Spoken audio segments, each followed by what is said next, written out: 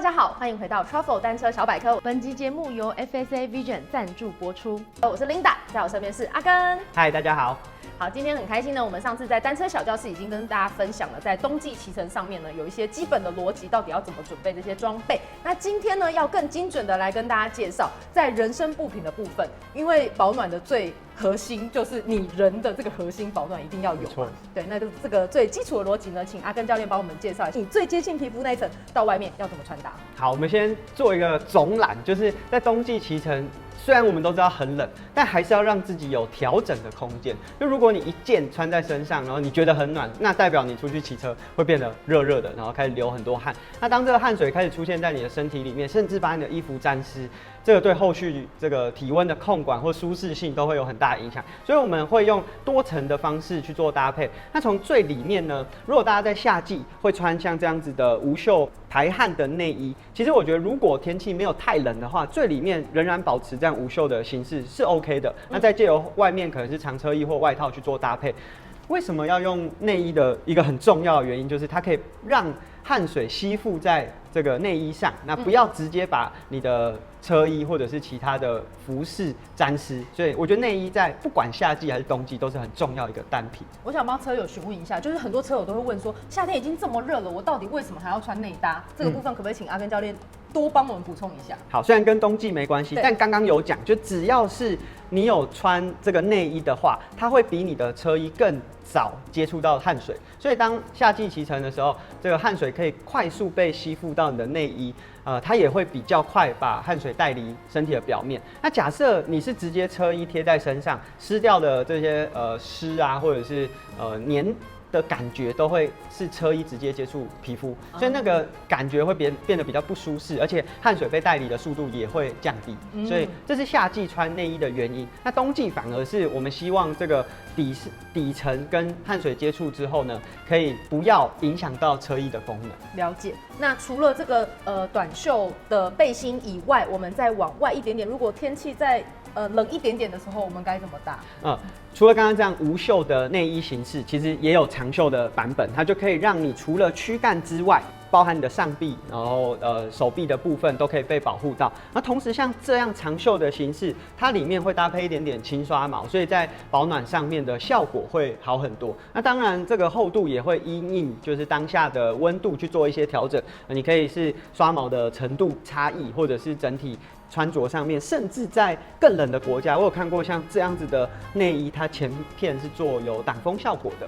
那当然，我觉得那样子的程度对台湾来说可能有点激烈，但如果大家是要出国骑车的话，内衣的选择它可以借由长袖，然后甚至里面的刷毛程度或者是前片挡风去做一些调整，帮助你在骑乘的过程当中，最基底就已经先被保护住了。那像这样子有轻刷毛的这种内搭，就是现在很多车友会在可能国外的官网买一些车衣，所以你可以搜寻的跟那个关键字，大概可能就会是 base layer， 然后 thermal，thermal 就是会有那个小小轻刷毛的这个保暖层这样子。那接下来呢，内衣知道了之后，接下来我们应该就是穿的车衣嘛。是。那车衣之外，我们该怎么搭呢？是。在车衣的选择上面，其实蛮多车友都还是会穿夏季短车衣，因为其实蛮方便的。那你如果想要搭一些其他的配件，都好去做穿搭。那或者是长袖的车衣，其实包含女生的骑士，夏季防晒也都已经会去使用。不过我觉得更重要的是在比较外层的地方，我们可以用像这样子的背心，这是我非常喜欢在冬季的时候去做选择。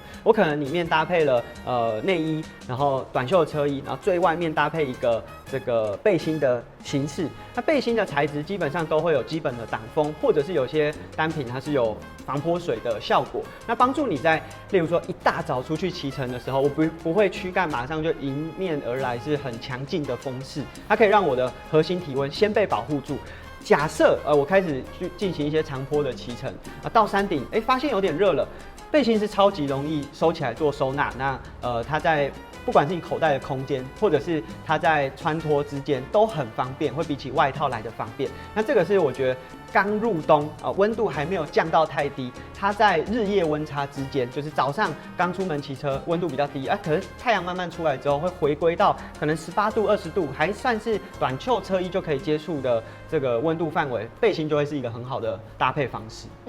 那除了背心以外呢，还有比较薄的风衣，对不对？是，那薄的风衣呢，也是假设在这种初入冬季的阶段，我们可以借由这个长袖防泼水外套。那防泼水的效果很重要的一个点，就是有时候我们骑在路面上，可能地面湿湿的，或者是早晨刚出门的时候有在飘一点点小雨，它就可以让你的身体保暖住。而且因为它的材质啊，当然会是比较能够抗风或者是说抗水的材质，所以当你在骑乘的时候，身体的热会比较容易被保留。那它很轻薄，所以收起来之后，几乎是一个口袋都还有很多的空间，所以是很容易带在身上的配件。那甚至有时候你爬上山顶，然后在下滑的过程当中，你就可以再把它套回身上，那保证你在下滑过程当中的温度是可以被保留住的。好，那刚刚阿根教练分享的2个单品啊，我觉得是所有的车友，可能很多车友大部分就是可能只有短袖的车衣跟车裤，然后他们在想说要再额外添购什么配件的时候，我觉得背心跟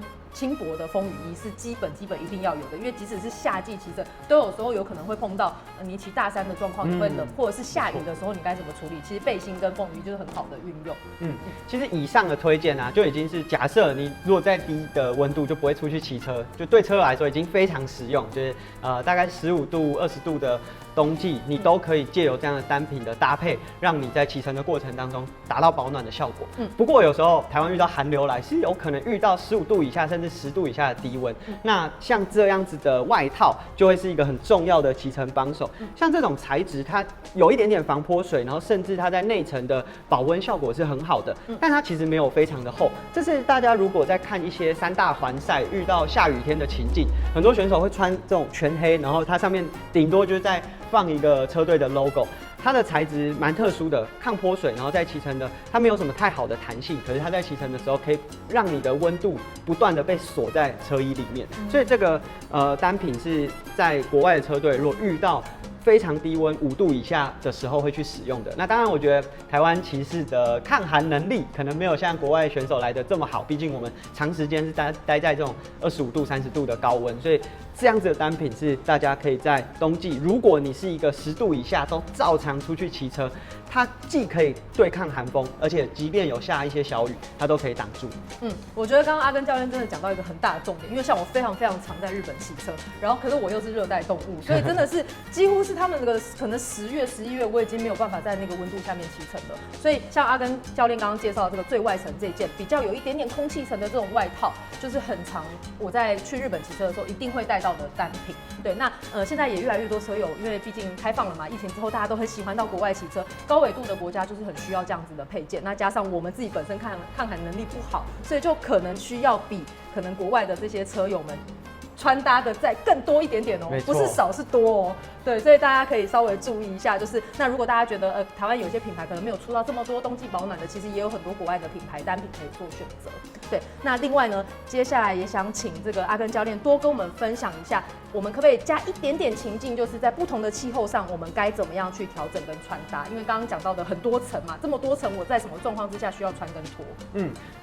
如果你今天是要骑一些比较大的爬坡的时候，你就要去思考，有上坡它会让你的身体体温或疲劳的感觉比较多，但有下坡的过程，因为你脚可能会停止踩踏，那就一定要准备一件是你可以在即便不骑车产生热量的过程当中都可以保暖。例如说，可能像这样子的外套，或者是刚刚前面介绍比较轻薄的风雨衣，它都是一个让你不踩踏的过程当中，温度还可以持续被锁在身体里面。那再来就是很多人会觉得冬季的这些服装，就是不是要挑大一点，我里面才能塞东西，就是我车衣穿在里面或者是我有很多底衫放在最底下，是不是我要买大件一点才能把这些东西塞在里面？但如果你选择的尺寸太大，让你不管是袖口或是领口有太多缝隙，反而是会让更多风会有机会钻进去。那甚至如果下雨的话，这些雨水会更容易从脖子或者这些袖口的位置流进去。所以其实冬季的衣服不需要特别挑大一号。那当然，如果你有机会去做试穿的话，就先把你日常会骑乘的这些服装先穿在身上去做试穿之后，我觉得会比较适合。